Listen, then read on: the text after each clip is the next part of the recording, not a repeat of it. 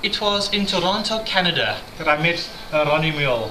And here we are today in Simonstown, South Africa. And Ronnie, we've come a long way from where we first met. And what circumstances did you and I meet under? Do you remember? I do indeed, I do. Well, we were both invited to speak at the $1 Million Roundtable Convention, and it was actually at my presentation that, during questions and answers, I remember you standing up and saying, "We've never met before, but I'm a fellow South African," and it just sticks in my mind. And why? I was at $1 Million Roundtable because I was a sailor, and from these very, very shores. But you at $1 Million Roundtable because you also did something crazy, and I think something crazier than I did. Well, that's debatable, but yes, I had summited Everest, and they wanted to hear that story. But were you the first African to summit Everest? I wasn't. I was the 7th on the north side and the 10th overall. So comparing sailing a boat around the world, 27,000 miles on endurance, compare that to what it's like to actually climb Everest. Well, Neil, I think your adventure is far more scary than mine. I think that the timing. But you get cold and frozen, and you still have dead bodies hanging up on Everest. Yeah, I mean, for me, an expedition is 65 days.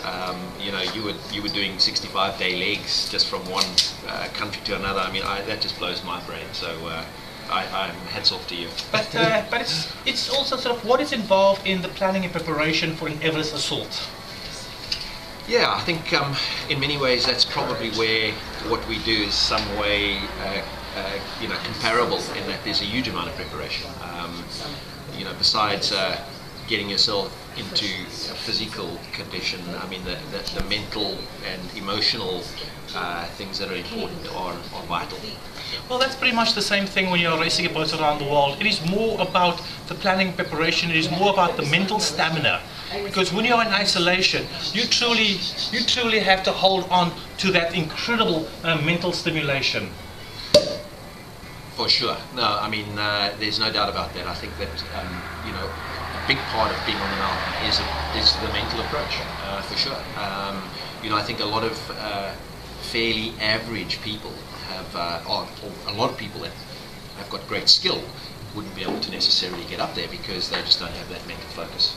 And so it's not only just about also the stamina, it is about a little bit of dealing with the elements. It's a lot of dealing with the elements. As I approached Cape Horn, I ended up with major weather, near hurricane force conditions, but on Everest you also have some extreme conditions. No, you do indeed. I mean, there's no doubt that most times the weather's just not it's just not right for a summit, and in fact you've got to watch very carefully for a weather window, and this season, for example, on Everest, that weather window was 3-4 days, and that's it. Wow. So you've got to get everything right down to just that opportunity. Well, we both have spent a lot of time on the speaking circuit. So where in the world have you been traveling besides Canada to speak? Well, since we last met, Neil, in the UK, I had the privilege of speaking in Nepal last year, which was really close to my heart.